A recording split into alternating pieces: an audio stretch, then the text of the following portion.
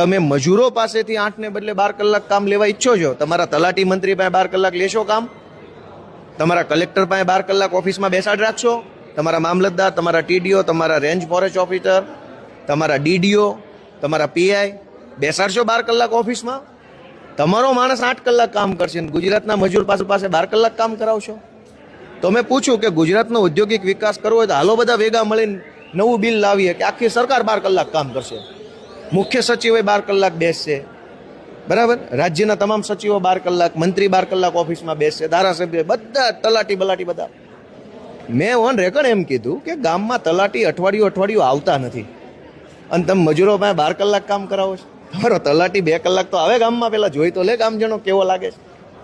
એટલે આનો મેં વિરોધ કર્યો છે આ બિલનો, અને સરકારને વિનંતી કરી છે કે ભાઈ તમારે મૂડીરોકાણ ને ઔદ્યોગિક ને બધું મજૂરો માટે નથી, મજૂરોનું શોષણ કરનારા શેઠિયાઓ માટે કરો છો, અને ન કરવું જોઈએ, કેમ કે સરકાર મજૂરના મતથી બની છે, શેઠિયાના મતથી નથી બની. પણ વિધેયકમાં એક વાત સ્પષ્ટતાથી લખવામાં આવી છે કે કલાકો વધે છે તો દિવસો ઘટે પણ છે, અને સામે તમે જો જાવ તો 75ના સવાસો એટલે કે ડબલ પગાર કરવાની પણ વાત છે કે વધારાનું કામ જો એક્સ્ટ્રા ઓવર ટાઈમ થાય છે તો એ જોગવાઈઓ છે. અંદર કાયદામાં એવું પણ લખવામાં છે કે મહિલાઓ રાત્રે કામ કરે છે તો 10થી વધારે લોકોની બેચ હોવી જોઈએ, એમના માટે સુરક્ષા હોવી જોઈએ, વાહનમાં સુરક્ષા, જીપીએસ, આ બધું એમાં જોગવાઈઓ તો કરવામાં આવ્યું છે. જોગવાઈ તો આ રાજ્યમાં શું નથી થઈ, જોગવાઈ કઈ વસ્તુની નથી થઈ?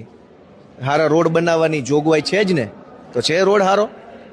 સરકારી શાળા બનાવવાની જોગવાઈ છે તો છે શાળા, શિક્ષકો મૂકવાની જોગવાઈ છે તો છે શિક્ષકો, સરકારી દવાખાના ખોલવાની જોગવાઈ છે દવાખાના. જોગવાઈઓ તો અહીંયા ધારો એવી કરી નાખે. અહીં 160ની ભાજપની બહુમતી છે, એક કાગળ આ બિલ છે મારા હાથમાં, બરાબર, આ કાયદો છે નવો, આમાં જે લખી નાખે બહુમતીથી ભાજપ વાળામાં થપથપાવે પાટલી એટલે આ કાયદો બની જાય છે.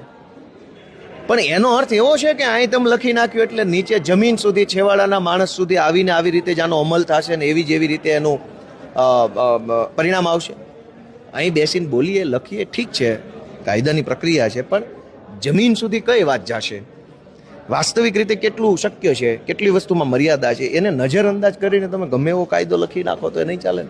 એક છેલ્લો સવાલ કે તમે કહો છો કે ચૈતર વસાવાને ખોટા આરોપોથી પોલીસ દ્વારા ફિટ કરી દેવામાં આવ્યા છે સરકારના જોરે, તો આ બધું થઈ રહ્યું છે. તો બીજી તરફ સુરતની અંદર અલ્પેશ કથિરિયાનો જે છે ખેલના જે દ્રશ્યો આજે સામે પણ આવ્યા છે, કે જે એમને ત્યાં ઘર્ષણ પોલીસ સાથે કર્યું, પોલીસ સાથે ગણેશ પંડાલનો જે વિપુલ દેસાઈ સાથેનો એમનો વાયરલ ઓડિયો, એ મામલે 3-4 દિવસથી વિધાનસભામાં છું, અહીં વિધાનસભાની અંદર સિવાય બહારનું કાંઈ માહિતી જ નથી અત્યારે.